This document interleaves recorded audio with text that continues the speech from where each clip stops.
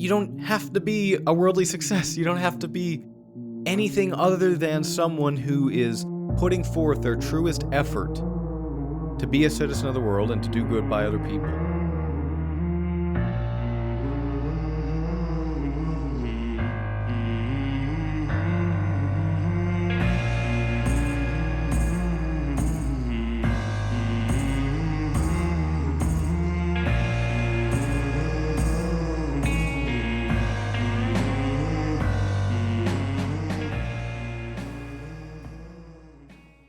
People are always like, you should feel proud of yourself. And it's really tough for me to do that, he said. And Jordan Peterson responded, I don't think you should be proud of yourself. You should be convinced in your heart that you're doing the best you can with what you've been given. And so that's an exchange between Theo Von and Jordan Peterson. Theo Von is a comedian, for those who do not know. And Jordan Peterson, I'm sure everyone knows who he is. And so what does that mean to be convinced in your heart that you're doing the best you can with what you've been given? Well, let's talk about what it's not. It's not success. It's not worldly success. It's not success in how you think about it. And that's a weird thing, right? Because isn't life about success? Isn't it about doing things well? But if you go back to the whole Stoic thing of character, of virtue is the only good, there's nothing in there about success. I mean, there's success in terms of you acting more appropriately, you becoming closer to the person that you were always destined to be, and that sort of idea. But there's nothing in there about success, about even moving things forward as it comes to, I don't know, your work, society, the world around you, your family. There's nothing in there that says that eudaimonia comes from you having success in the world apart from you developing your character. But that's you. There's no attachments to that. And so in this exchange, there's a couple ideas here that are interesting. The first is that we should be proud of ourselves for the things that we've accomplished. And Theo, in this situation, he's reflecting on the fact that a lot of people tell him, like, look at what you've accomplished, and you should feel proud of yourself. And of course, Peterson, in this case, very stoically, he's not always stoic, but in this case he is. He says, well, you shouldn't really be proud of yourself. That's not the right way of thinking about it. You should look at everything in life as this. You've been dealt a hand of cards. And you can't change that. And so, how are you going to play this game called life with the hand that you were dealt? And if you're convinced in your heart that you're playing those cards to the best of your ability, that you're moving forward in terms of your character, in terms of your effort, if you're convinced in your heart that you're doing the best you can with what you've been given, that's enough. That's enough. There doesn't need to be anything else. You don't need to feel proud of yourself. You don't need to look back at your past and think, oh, it's pretty cool. I graduated high school. I should have pride in that, because a lot of people don't. I should have pride in the fact that I'm really good at basketball. I should have pride in the fact that I'm 6'2", that I have lots of money, that I got this job. No. If you ask the Stoics, the answer is no. The question is, to the Stoic, what have you done for the world? What have you done, not for yourself, not selfishly for yourself, but for other people? Are you doing the best you can with the cards that you've been dealt? Are you playing this game as well as you can? Are you doing your best to live up to your own expectations? And so, rule number one: don't be proud of yourself. It's not a healthy way of thinking about yourself and your past. But more importantly, here, this whole thing that we call success, worldly success, it really does not make any difference in terms of your happiness. And you think Theo Vaughn, a very, very successful person, but he's struggling. He's struggling. And so even though he's got all the success, he still struggles, which is kind of sad for him. But for us peasants looking at him, we might think, well, if he's suffering, doesn't it make sense that we all suffer no matter where we are, no matter who we are, no matter how much we've accomplished or how little? And so I want to talk about two things here, two directions that this could go. Let's say you're doing the best with what you have and you're successful. I mean, the Stoics say that whole "and you're successful," that second part of that sentence, you don't even need it. You should be convinced in your heart that you're doing the best you can with what you've been given.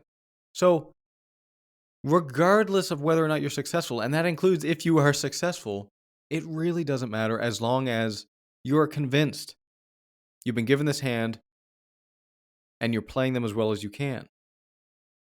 So, it doesn't mean success. But let's talk about the other way. Let's talk about failure. Let's talk about you doing the best with what you've been given and failing miserably. Well, to the Stoic, again, it doesn't matter. You can erase the whole second part of that sentence. Are you convinced in your heart that you're doing the best with what you've been given? Well, yes. And I'm successful, and I'm failing, and I'm this, and I'm that. Well, you know what? It doesn't matter. Hey there. Let me thank you for being a listener to this ad-free podcast. If you enjoy the podcast, there are a few things you can do to help me out. A 5-star review on Spotify or wherever you're listening to this really does help, and it's free. You can also sign up for my Substack newsletter or Patreon. Substack free gets each episode emailed to you along with the transcripts in the form of an article. You'll also get access to my live talks, followed by a Q&A afterward. Substack Premium supporters and my patrons on Patreon get access to the recordings and a brief article of those Q&A sessions, access to full episodes of the Paradoxically Speaking podcast, my Steps to Success interview series, Stoic meditations, and much more. Links to Substack and Patreon can be found in the show notes. And I'll tell you why it doesn't matter. It's not up to you. Now, we play a large role in our own worldly success. We do. But not nearly as much as we think we do. When I look at someone that's really successful and they're suffering, I'm seeing someone who's not doing the best with what they've been given. I'm seeing someone who, for whatever reason, is not satisfied with their effort at the end of the day. That's what I'm seeing. Now, on the other end of things, I can tell you for a fact that when things are really bad, when life is really kicking you in the shin, if you're doing the best with what you've been given, it's not that you're happy. It's not that you're joyful. It's not that you feel nice. But you do have peace. You have some sense of peace. And a lot of times, because failure, worldly failure, say, because it feels so crushing and so difficult, there are times when you have to go back and remind yourself, well, did I do the best with what I've been given? And if you can truly answer that yes, then the rest really doesn't matter. Success or failure.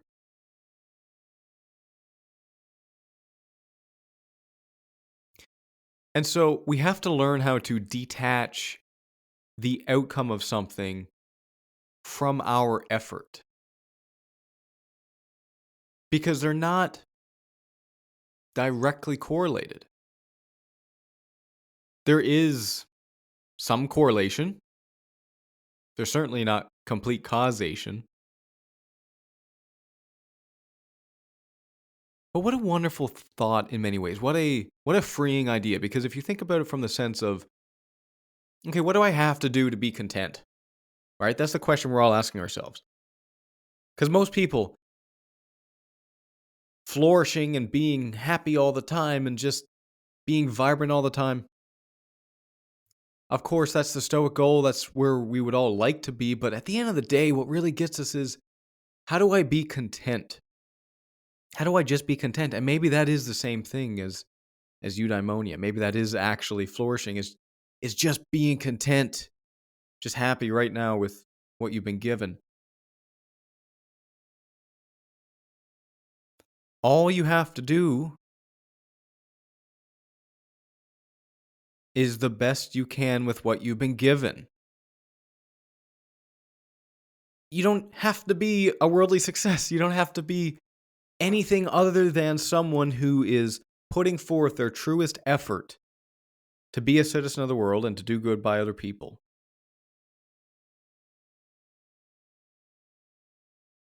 And you don't need to be perfect, man. Like, you don't need to have everything go perfectly well, because newsflash, it ain't going to happen anyway.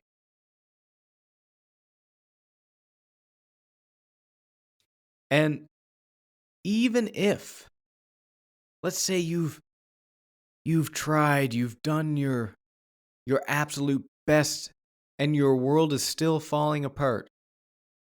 Even if you're a Jew in 1940 who has done right by everyone their whole life, and all of a sudden some Nazis kick down your door and things become very unpleasant very quickly. Even if you're that farmer that was just peacefully tending his crops and then an army comes through, if you are convinced in your heart that you are doing the best with what you've been given, that's contentment. That's contentment. And don't underestimate how far your efforts are taking you and the world. Because the thing is that you may think, you may feel that none of this really matters because at the end of the day, life is falling apart around me. You may feel that way. You may feel that I've done the best that I could throughout my whole life, and I've tried to be a good person, and I've tried to learn from my mistakes, and I've tried to move forward. And here we are in 1941 Germany,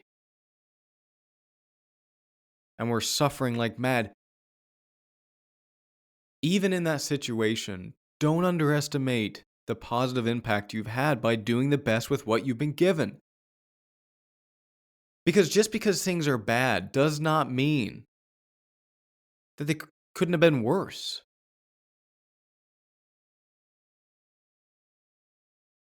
Just because you're failing does not mean that your efforts didn't have any effect.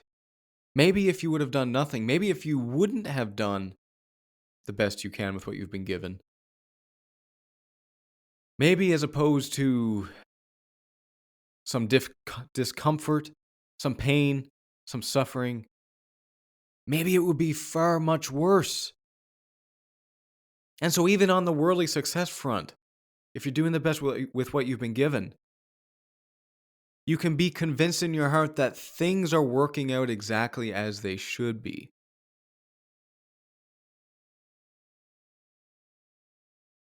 But finally, when life is good, when life is bad, when you're not getting the results that you want, when you're tired, when you're exhausted, when you're frustrated, when you're angry, take a deep breath and ask yourself, I was born into this life with some genetics, some parents, maybe, probably, maybe some friends, some people that guided me along the way. Much of life is not up to me. Most of life is not up to me.